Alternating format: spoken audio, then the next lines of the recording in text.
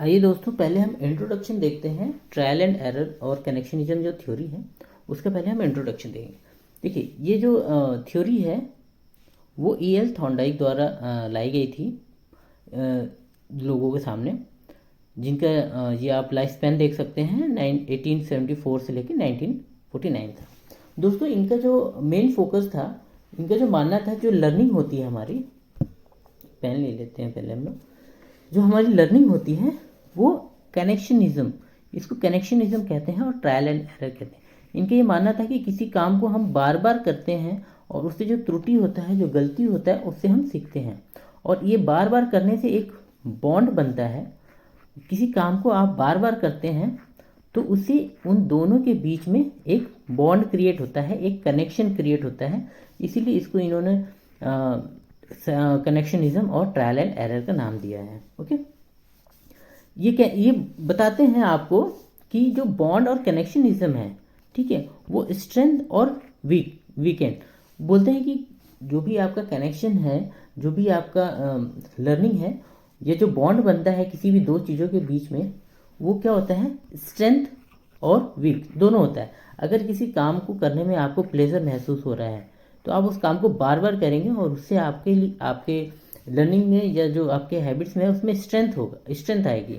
लेकिन अगर उस काम को करने में आपको प्लेजर फील नहीं होता है और आपको एक सेटिस्फेक्शन नहीं मिलता है तो वो आपका जो कनेक्शन है वो कैसा हो जाएगा, वीक हो जाएगा। ओके, आइए देखते हैं। इसीलिए इसको क्या कहा गया है, इसीलिए थॉर्नडाइक ने इस सिस्टम को कहा है कि ये क्या है, बॉन्ड है, और सिंपली इसको साइकोलॉजी में हम क्या कहते हैं, कनेक्शनिज्म के नाम से भी जानते हैं। जैसे कि इनको मानना था कि स्टिमुलस और रिस्पॉन्स जो है वो एक तरह का क्या है, स्टिमुलस और रिस्पॉन्स की ही वजह से ये लर्निंग होता है। इसीलिए इसको SR साइकोलॉजी ऑफ लर्निंग भी जानते हैं। तो दोस्तों, इसको हम कितने नामों से जानते हैं, इसको हम पहला कनेक्शनिज्म नाम से भी जानते हैं, ट्रायल एंड एरर के भी नाम से जानते हैं और SR लर्निंग के भी नाम से जानते हैं, स्टिमुलस और लर्निंग। दोस्तों, अगर आपको स्टिमुलस नहीं पता है तो स्टिमुलस और रिस्पॉन्स हम बताना चाहेंगे कि स्टिमुलस हम उस चीज़ को कहते हैं जो कि आपको स्टिमुलेट करती है, कोई काम करने पे आपको प्रेरित करती है।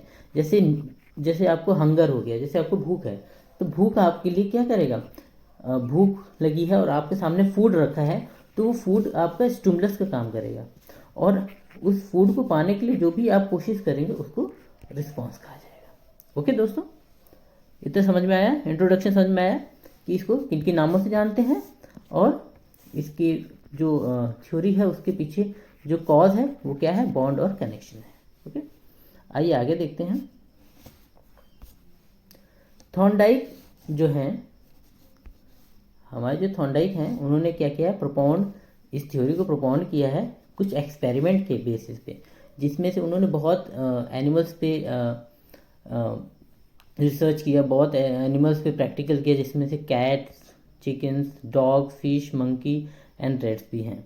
ओके, ये इनके साथ डिफरेंट डिफरेंट तरीके के क्या करते थे, ट्रायल करते रहते थे और एक्सपेरिमेंट करते रहते थे और उसका डेटा कलेक्ट करते थे, जिसपे कि उनको ये समझ में आया कि जो लर्निंग होता है वो किस पे बेस होता है, लर्निंग जो होता है वो ट्रायल एंड एरर पे होता है। वो उसको डिफरेंट डिफरेंट सिचुएशंस में रखते थे।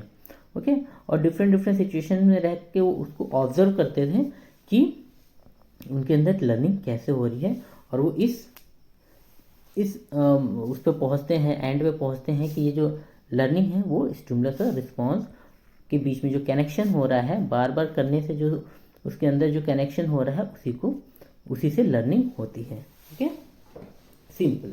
अभी हम आप एक देखेंगे कि बहुत सारे एनिमल्स में सबसे ज़्यादा इनका जो फेमस जो एक्सपेरिमेंट था वो किस पे था, कैट पे था। ओके, आइए देखते हैं, वो पिक्चर देखते हैं और समझने की कोशिश करते हैं कि इनका एक्सपेरिमेंट कैसा था। ये देखिए, इनका जो एक्सपेरिमेंट था वो एक हंगर कैट पे था, ठीक है, और एक उसको पजल बॉक्स में रखा गया था। पिक्चर आप देख सकते हैं कि ये जो कैट है वो हंगर है, भूखी हुई है, और सामने उसके क्या रखा गया है, फूड रखा गया है। एक बताते हैं कि वो फिश रहता है। ओके, फिश इसके सामने रखा गया है। अब इसका जो स्मेल है और इसकी जो हंगर है, ये क्या कर रही है, इसको स्टिमुलेट कर रही है। यहाँ इसका स्टिमुलस है।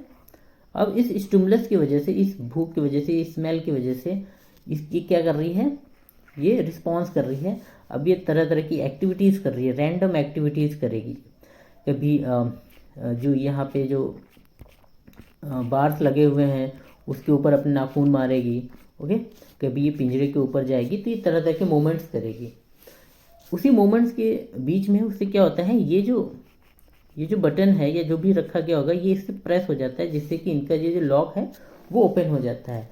तो रैंडमली जब ये एक बार होता है, उसके बाद ये जब दोबारा रखा जाता है, ऐसी ही एक्टिविटी किया जाता है, तो वो जो मोमेंट है फिर वो करना शुरू करती है। बट इस बार जो होता है, इसके ये बटन है वो प्रेस हो जाता है बहुत जल्दी।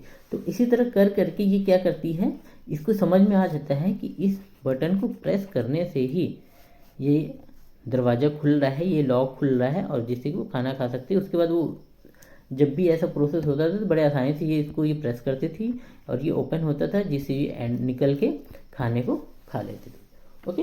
यही बार बार करने से थॉर्नडाइक को भी समझ में आया, और इसीलिए इन्होंने इसका नाम भी दिया, इस लर्निंग को नाम भी दिया ट्रायल एंड एरर। क्योंकि बिल्ली यहाँ क्या कर रही है, बिल्ली बार बार एक ही कृत्य को कर रही है और उससे कुछ सीख रही है। अब आते हैं इस एक्सपेरिमेंट को अगर देखा जाए तो इसमें कुछ स्टेजेस थे, ओके। कुछ प्रोसेस उन्होंने देखा। पहला प्रोसेस ये देखा ड्राइव, ओके। लर्निंग के लिए हमारे पास क्या होना चाहिए, ड्राइव होना चाहिए। जैसे उस बिल्ली की भूख थी, वैसे ही हमें कोई चीज़ याद करनी है तो उस चीज़ की भूख होनी चाहिए। जैसे हमें अपना पूरा सिलेबस ख़त्म करना है, तो उस सिलेबस ख़त्म करने के हमारे अंदर एक तरह का एक ड्राइव होना चाहिए कि हम इसको ख़त्म करना है। फिर गोल होना चाहिए। जैसे उस बिल्ली का गोल था कि बॉक्स से निकल के उस फिश को खाना, वैसे ही हमारा किसी भी काम के लिए क्या होना चाहिए, गोल होना चाहिए, ड्राइव। और ड्राइव के बाद हमारे क्या होना चाहिए, गोल होना चाहिए। कोई ऐसी चीज़ जो हमें क्या करे, फोर्स करे। ड्राइव क्या है, एक तरीके का फोर्स है, तो वो हमें फोर्स करे। फिर एक गोल होना चाहिए। उसके बाद उसमें क्या होगा, ब्लॉकेज आएगा। जब वो आप काम करने जाएंगे तो उसमें आपको ब्लॉकेज मिलेगा, ओके। कुछ रुकावटें आएंगी, फाइनेंशियल रुकावट आएगी। जैसे मान लीजिए आप पढ़ने जा रहे हैं, IAS बनने जा रहे हैं इलाहाबाद में, तो आपका वो क्या है, गोल है कि आपको IAS बनना है। और जब आप इलाहाबाद में जाएंगे तो आपको बहुत तरह की प्रॉब्लम्स आएगी। आपको फाइनेंशियल प्रॉब्लम आएगी, इन्वायरमेंट की प्रॉब्लम आएगी, वहाँ का वाटर, ये बहुत और भी तरह के, वहाँ पे जाके आपको और लोगों के साथ तालमेल बिठाना है, तो बहुत तरह की रुकावटें आएंगी। जैसे कि उस फिश के सामने वो बार की रुकावट थी, लॉक की रुकावट थी। फिर आप रैंडम मोमेंट्स करेंगे, तरह तरह से आप तरीके अपनाएंगे, ओके। हो सके तो आप जॉब करेंगे, प्राइवेट जॉब करेंगे, पार्ट टाइम जॉब करेंगे, कुछ भी करेंगे अगर फाइनेंशियल प्रॉब्लम है तो। वैसे ही कैट क्या कर रही थी, रैंडम मोमेंट्स कर रही थी, ओके। कभी वो ऊपर जाती, कभी नीचे जाती, कभी बार्स को वो अपने दांतों से प्रेस करती, कुछ भी वो कर रही थी, रैंडम मोमेंट्स। चांस सक्सेस, तो उसको पहली बार जो सक्सेस मिला वो बाई चांस मिल गया। बट वो बाई चांस को उसने क्या किया, वो कहीं ना कहीं फीड हो गया था उसके दिमाग में कि देखो मैंने ऐसे किया था तो इसका ये परिणाम हुआ था। अगली बार वो फिर रैंडम होता है, 2-3 बार जब रैंडम वो चीज़ें हो जाती हैं तो उसको समझ में आ जाता है कि इसको प्रेस करने से ही वहाँ का लॉक ओपन हो रहा है।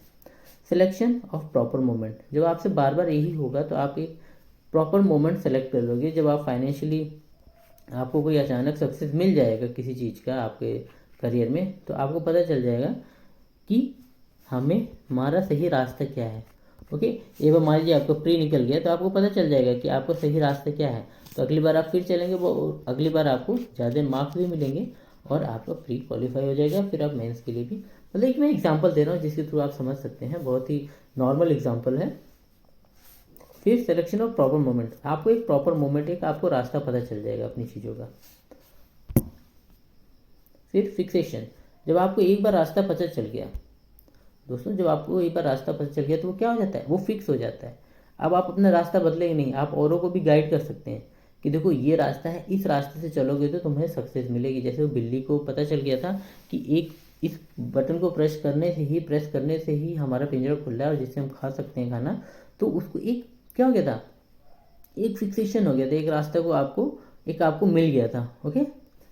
आपको भी जैसे अगर मान लो कोई सक्सेस मिल गया तो आप फिर अब इस थ्योरी से हमें 3 लॉ निकल के आए।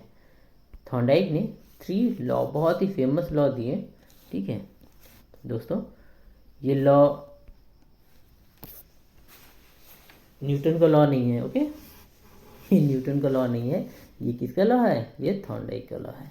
थॉर्नडाइक के 3 नियम, लॉ ऑफ रेडीनेस, ठीक है, law of readiness, law of effectiveness. याद कर लीजिए, पहले हम रेडी होंगे किसी काम के लिए, ओके, उस काम को जब आप करेंगे तो कुछ इफेक्ट होगा।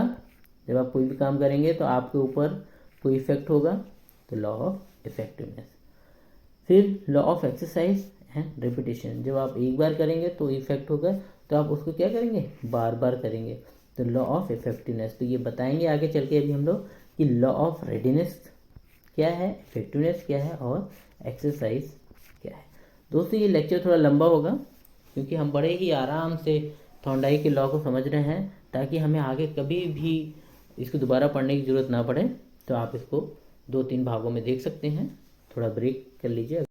आइए हम पहले लॉ को समझते हैं, law of readiness, okay. Law of readiness को हम समझेंगे। लॉ ऑफ रेडीनेस ये कहता है कि किसी भी काम को, कोई भी काम हो, हम अगर उसको करने के लिए रेडी हैं, कोई भी काम को अगर हम करने के लिए रेडी हैं तो हमें क्या होना चाहिए, तो हम उससे सेटिस्फाई होंगे। अगर हम रेडी हैं तो उससे क्या होंगे, सेटिस्फाई होंगे। वरना अगर हम उस काम को करने के लिए रेडी नहीं हैं, अगर उस काम को हम करने के लिए रेडी नहीं हैं तो हम उससे क्या होंगे, उसको हम टालने की कोशिश करेंगे, उससे काम से परेशान होंगे, okay. When any condition until is not ready, अगर वो हम रेडी नहीं है तो उस काम को करने के लिए क्या होंगे, उस काम से परेशान होंगे, उस काम से हम भागेंगे, ओके।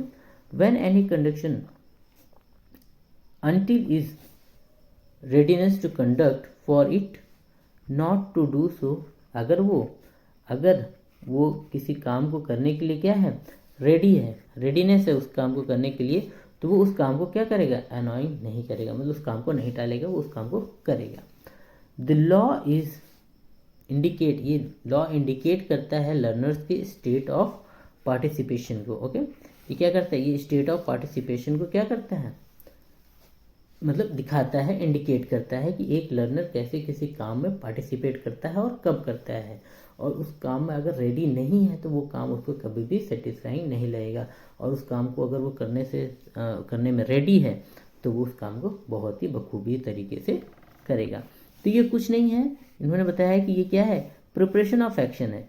किसी भी एक्शन को करने से पहले एक जो प्रिपरेशन होती है उसके बारे में ये बताता है, ओके। ये क्या है कि मेच्योरिटी के हिसाब से नहीं आता है। ये क्या कहना चाह रहे हैं, ये कहना चाह रहे हैं कि ये कोई भी ऑटोमेटिकली नहीं आता है, ओके। ये क्या क्या है, ये ऑटोमेटिक नहीं आता है मेच्योरिटी के साथ। जैसे कुछ लोग बोलते हैं अरे बड़ा हो रहा है सीख जाएगा, बड़ा हो रहा है पढ़ लेगा, बड़ा हो रहा है कर लेगा कुछ। तो ये याद रखिए कि कभी भी रेडीनेस उसके लिए, रेडीनेस मेच्योरिटी के साथ नहीं आती है, okay. It is the law of preparatory adjustment. ये क्या है, एक प्रिपरेटरी एडजस्टमेंट है, not the law about growth. ये ग्रोथ से रिलेट नहीं करता, ये आपके न्यूरॉन से, ये आपके अंतर मन से रिलेट करता है कि आपके लिए उस काम को करने के लिए ड्राइव कितनी है, वो उस पर डिपेंड करता है, ना कि सिंपली ग्रोथ पे। थॉर्नडाइक इसको जो टर्म दिया है वो क्या है, न्यूरॉन्स एंड सिनेप्सिस, ठीक है। इसमें ये बताते हैं involve in establishment of a specific bond और कनेक्शन अ कंडक्ट यूनिट, ओके, सिंपल। ये इसको क्या कहते हैं, ये स्पेसिफिक बॉन्ड और कनेक्शन के रूप में इसको देखते हैं। अकॉर्डिंग टू दिस लॉ, इस लॉ के हिसाब से, इस लॉ के अनुसार क्या है, for the conduction unit ready to conduct to do satisfying and if it is not it is annoying. अगर कह रहे हैं कि अगर इस लॉ के अनुसार ये कह रहे हैं कि अगर कोई व्यक्ति या एनिमल्स को ही ले लीजिए, अगर वो उस काम को करने के लिए क्या है, रेडी है, तो वो सेटिस्फाई होगा, नहीं तो वो क्या होगा, वो उस काम को छोड़ना चाहेगा, उस काम से परेशान होगा, भागेगा, ओके। तो ये क्या हो गया, ये लॉ ऑफ रेडीनेस हमारा क्लियर हो गया, ओके। कोई प्रॉब्लम लॉ ऑफ रेडीनेस में नहीं। आगे बढ़ते हैं, लॉ ऑफ इफेक्ट देखते हैं। अब हम जो दूसरा इनका लॉ है वो है law of effect. Law of effect को देखेंगे। जो लॉ ऑफ इफेक्ट है, जो लॉ ऑफ इफेक्ट है वो बताता है कि कुछ जो सेवरल रिस्पॉन्स हैं of several responses made to the same situation, those which are accompanied or closely followed by satisfaction to the animal. Okay, कह रहे हैं कि वो काम जो काम उसके क्लोज है, जिस काम को वो कर चुका है, ओके, सेटिस्फैक्शन के थ्रू, सेटिस्फैक्शन मिल चुका है उसको, ओके, वो उस काम को क्या करेगा, दोबारा करना चाहेगा। अगर उसका इफेक्ट जो है, सिंपल समझिए, अगर किसी काम का इफेक्ट अच्छा है, पॉजिटिव है, तो उस काम को दोबारा करेगा, और उस काम में अगर उसको हल्का सा भी निगेटिवनेस दिखा या उसको सेटिस्फेक्शन नहीं मिला, वो उस काम को नहीं करेगा। ओके, और उस काम के प्रति वो बार बार जाएगा जिसको काम वो पहले कर चुका है। अगर काम कोई काम है उसको पहले कर चुका है, उसको रास्ता पता है, तो वो उस काम को पहले करना चाहेगा। और दूसरी चीज़ है सेटिस्फेक्शन, सेटिस्फेक्शन अगर मिल रहा है तो भी वो उस काम को, उसका इफेक्ट पॉजिटिव है तो उस काम को वो करेगा। ओके, मतलब अदर, ये वही बात लिखे हैं इसमें, सारी कहानी वही है कि अगर हर चीज़ मतलब इक्वल हो, हर चीज़ अपने जगह पे हो, तो अगर केवल एक फैक्टर लेके चले सेटिस्फेक्शन, तो वो उस काम को करेगा, और उसके थ्रू उसको क्या होगा, कनेक्शन, उस सिचुएशन से उसका कनेक्शन डेवलप होगा, और उस कनेक्शन डेवलप होने से वो क्या करेगा, उस काम को बार बार करेगा, और उस काम को करना वो पसंद करेगा। ओके, और वो चीज़ जो उससे क्लोजली, वो इससे क्या हो रहा है, डिस्कम्फर्ट हो रहा है, ओके, डिस्कम्फर्ट हो रहा है, उस काम को वो नहीं करना चाहेगा, उस काम से उसका कनेक्शन जो है वो वीक होगा। ओके, तो क्या हो रहा है, अगर उस चीज़ से वो सेटिस्फाई नहीं हो रहा है, कंफर्ट नहीं हो रहा है, फिर भी उसको अगर डिस्कम्फर्ट हो रहा है, तो वो उस काम में क्या होगा, वीकेंड होगा।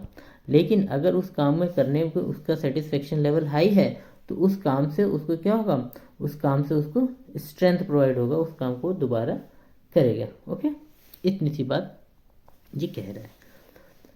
आगे ये कह रहे हैं कि अगर उस काम को वो क्या करेगा, मतलब करने में कम आनंद लेगा, ओके, ज़्यादा आनंद नहीं लेगा। द ग्रेटर सेटिस्फेक्शन और डिस्कम्फर्ट, द ग्रेटर सेटिस्फेक्शन और डिस्कम्फर्ट, द ग्रेटर स्ट्रेंथिंग। अगर सेटिस्फेक्शन है तो स्ट्रेंथ होगा, डिस्कम्फर्ट है तो वो काम वीक, बॉन्ड जो बॉन्ड होगा वो वीक होगा। Okay, satisfaction high, strength high, और स्ट्रेंथ किसकी हाई, बॉन्ड की। बट डिस्कम्फर्टिव है अगर काम में, तो वो वीक होगा, क्या, बॉन्ड, बॉन्ड क्या होगा, वीक होगा। इतनी सी बात इसमें लॉ ऑफ इफेक्टिवनेस में कहता है। इसका मतलब ये है कि वो उसी काम को मना करेगा जिस काम को वो नहीं करना चाहता है। ओके, इतनी सी बात ये लॉ ऑफ इफेक्ट कहता है। आगे चलते हैं, law of exercise. Law of exercise को आप सभी लोग समझते होंगे, मैथ्स में क्या कहा जाता है, practice makes man perfect. Practice maths के लिए या किसी मैथ्स के लिए क्या है, प्रैक्टिस है। जितनी एक्सरसाइज करेंगे, जितना रेपिटेशन करेंगे, आप सीखते चले जाएंगे। सिंपली इस लॉ में भी यही कह रहा है, इस लॉ में भी यही कह रहा है कि किसी काम को आप बार बार करेंगे तो वो उसका जो बॉन्ड है वो मजबूत होते चला जाएगा, और आपकी लर्निंग क्या है, अच्छी होती चली जाएगी। इट स्टेट्स, चलिए हम देख लेते हैं कि क्या कह रहा है कि any respond to the situation will other things being equal. देखिए, अदर थिंग्स, कोई भी हम थ्योरीज बनाते हैं तो कुछ चीज़ को हम क्या करते हैं, इक्वल रखते हैं, मान के चलते हैं कि हर चीज़ इक्वल है, हर चीज़ अब जैसे नॉर्मल है, नॉर्मल लाइफ हो रही है, सारी कंडीशन जो है वो कंट्रोल्ड में वे में है, तो हम केवल एक चीज़ को अगर लेंगे, रिस्पॉन्स को, ठीक है, अदर चीज़ें क्या है, इक्वल है। Be more strong connection with the situation in proportion to the number of times it has been connected with the situation and to be, ये यही कहना चाह रहा है कि जितनी बार हम उस काम को करेंगे उतना ही जो हमारा कनेक्शन है वो कैसा होगा, वो स्ट्रांग होगा। Okay, according to this law, the more stimulus induced response, ठीक है, is repeated, the longer it will be retained. जिस काम को हम जितनी बार रिपीट करेंगे वो उतनी ही ज़्यादा समय के लिए हमारे दिमाग में रहेगा, यानी वो उतनी ही ज़्यादा अच्छे से हमें याद होगा। The law state other things being equal exercise strength the bond. कह रहा है कि अगर हर चीज़ नॉर्मल हो, अगर केवल हम एक्सरसाइज को लेके चलें तो हमारा क्या होगा, स्ट्रेंथ जो होगा वो क्या होगा, वो मजबूत होगा। स्ट्रेंथ होगा हमारा, जो बॉन्ड होगा, सॉरी बॉन्ड जो होगा वो हमारा स्ट्रेंथन होगा, मजबूत होगा। Okay, and the response. ठीक है, आगे चलते हैं। तो यही बता रहा है कि अगर बॉन्ड वीक हो रहा है तो वो क्या हो रहा है, वो इसका मतलब ये बॉन्ड जो हमारा कमज़ोर हो रहा है। कब, जब हम उसकी बार बार प्रैक्टिस नहीं कर रहे हैं। इसके दो सब पार्ट हैं, एक लॉ ऑफ यूज़ है और लॉ ऑफ डिसयूज़। यानी यूज़ मतलब हम बार बार उसको अगर कर रहे हैं तो हमारा जो है वो स्ट्रेंथन हो रहा है।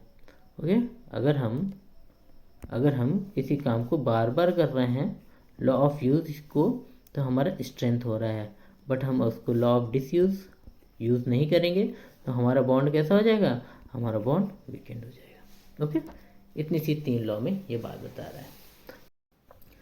आइए देखते हैं कि चेंजेस क्या किया इन्होंने। Changes in Thorndike strand. Thorndike की स्ट्रैंड में क्या चेंज आया। The law of exercise was disprove by Thorndike. Thorndike ने अपने ही एक थ्योरी को क्या कर दिया, अपने ही थ्योरी को डिस्प्रूव कर दिया।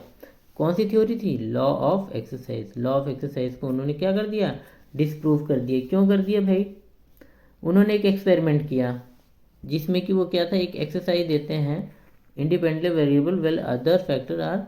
ठीक है, ये रिसर्च की बातें हैं। उन्होंने क्या किया, एक एक्सपेरिमेंट कंडक्ट किया अपने स्टूडेंट के ऊपर।